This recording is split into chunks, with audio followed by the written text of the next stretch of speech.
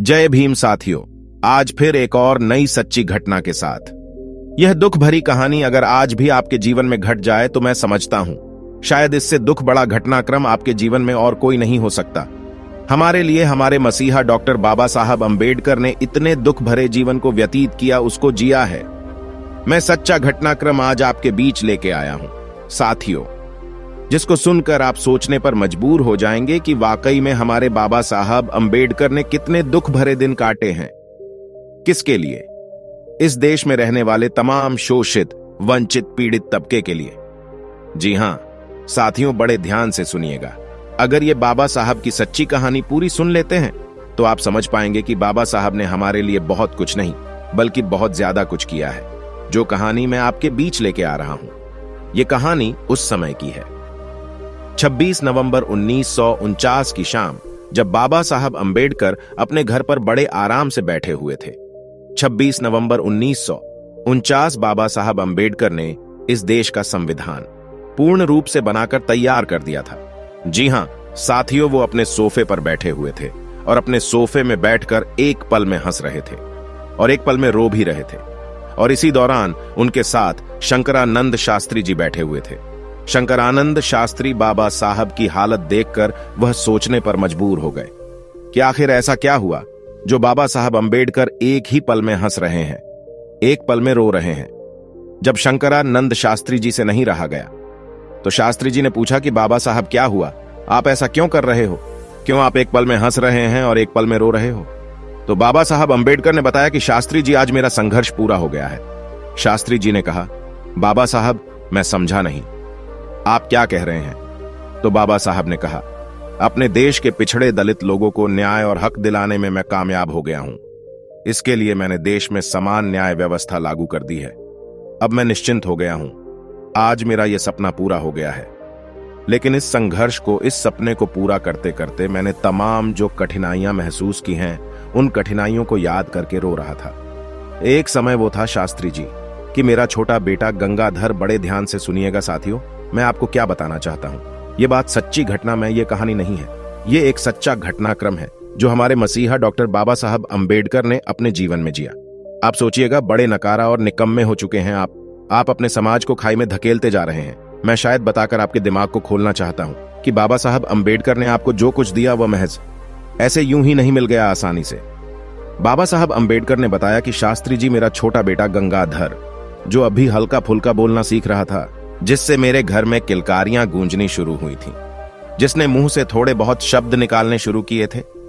एक समय ऐसा आया कि शास्त्री जी, उसको बुखार हो गया और मैं उस समय संघर्ष कर रहा था। मेरे पास इतना भी समय नहीं था मैं अपने बच्चे की दवाई ले आऊं। गंगाधर को लेकर मेरे बहुत सारे सपने थे। उसे इस देश का शासक बनाना चाहता था। मैं उसे इस देश का राजा बनाना चाहता था। जो मैंने संघर्ष किया, मैं अपने संघर्ष को, क्योंकि मेरी तो उम्र हो चुकी है, लेकिन मैं उसको आजादी में देखता चाहता था।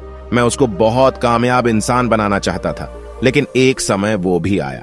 शास्त्री जी, मेरी राजनीति की बीमारी दिन पर दिन बढ़ती चली गई। उसकी तबीयत दिन पर दिन खराब होती चली गई। बाबा साहब अंबेडकर कहते हैं, शास्त्री जी, उस समय मेरे पास पैसे नहीं थे। मेरे बेटे को उस समय दवा दिलाने तक के पैसे नहीं थे। मैं इतना मजबूर बाप था। पर दोस्तों, आज के लोग इस बात को क्या समझेंगे? बाबा साहब आगे कहते हैं, शास्त्री जी, मेरे पास पैसे थे, पर लेकिन मैं इतना निकम्मा था कि मुझे अपनी औलाद पर पैसे लगाने के लिए पैसे नहीं थे। मेरे पास जो पैसे थे, मैंने रखे थे कि मैं अपनी पढ़ाई कर सकूं और इस देश में जो शोषित, वंचित तबका है, उनके लिए कुछ कर सकूं। क्योंकि अगर मैं पढ़ नहीं पाऊंगा तो नीचे तबके के लिए कुछ कर नहीं पाऊंगा।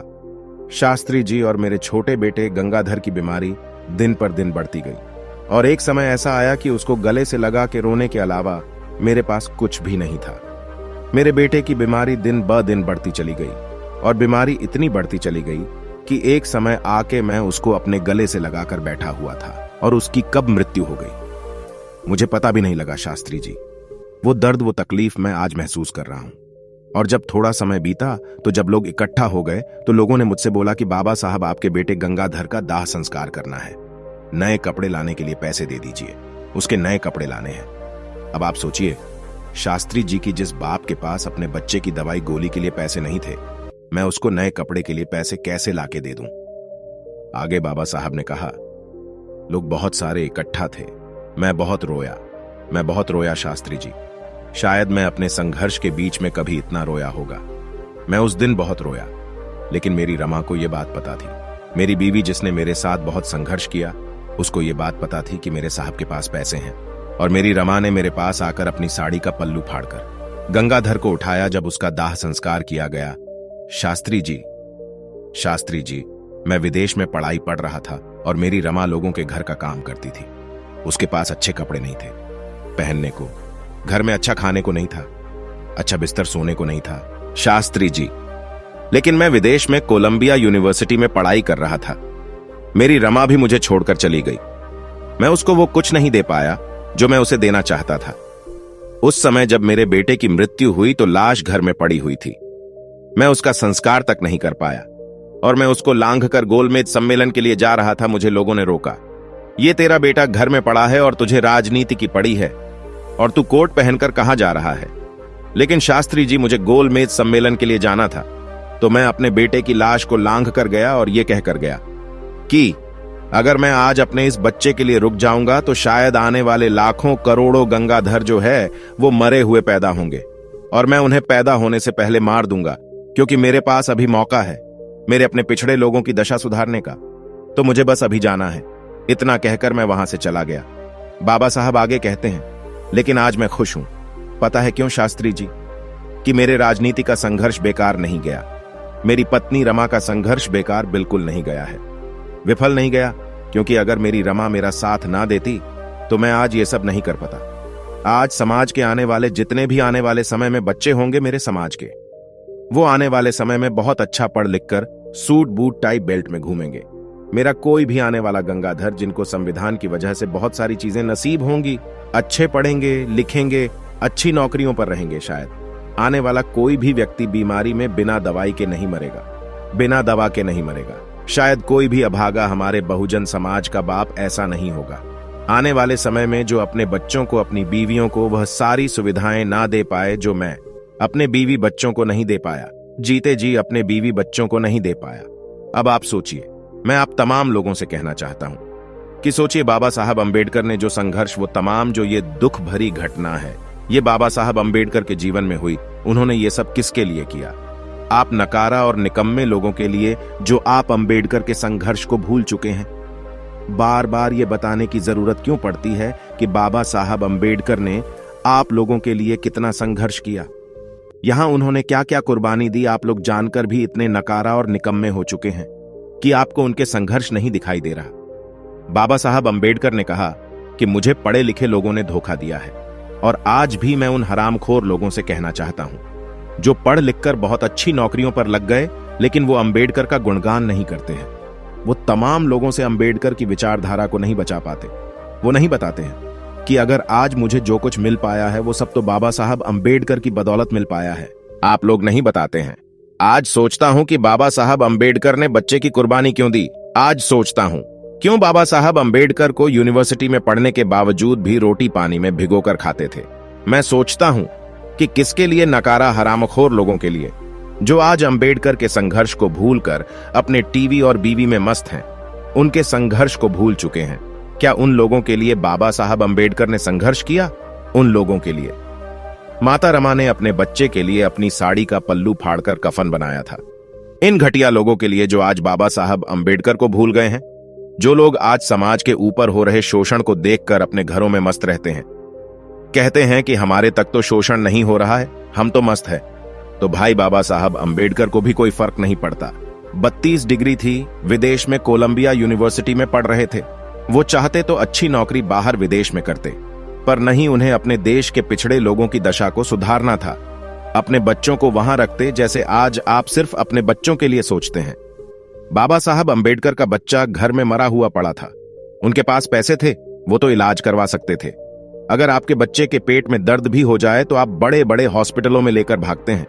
एक दर्द आप अपने बच्चे का महसूस नहीं करते। और बाबा साहब अंबेडकर ने हमारे लिए अपनी 4 संतानों की कुर्बानी दी है।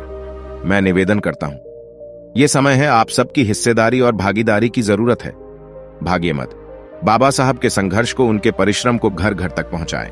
उम्मीद करता हूं कि मेरे द्वारा दी गई है जानकारी आप बहुत लोगों तक पहुंचाएंगे और जो बाबा साहब अंबेडकर ने जो संघर्ष आप तमाम लोगों के लिए किया है वो सब लोगों तक पहुंचाएंगे।